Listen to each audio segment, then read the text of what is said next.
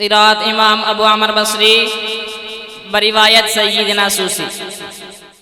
أعوذ بالله من الشيطان الرجيم. بسم الله الرحمن الرحيم. ألا إن أولياء الله لا خوف عليهم ولا هم يحزنون.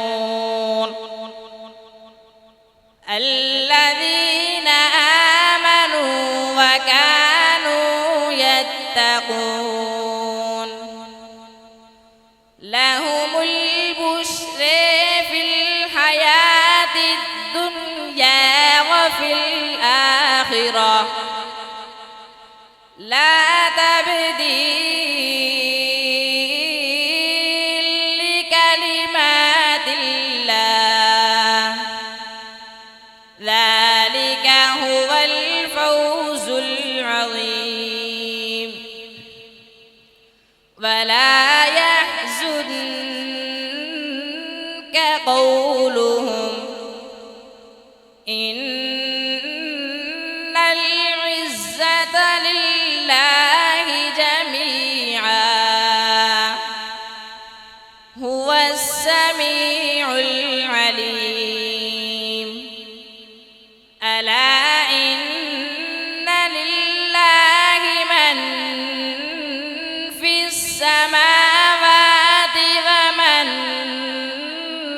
في الأرض وما يتبع الذين يدعون من دون الله شركاء إن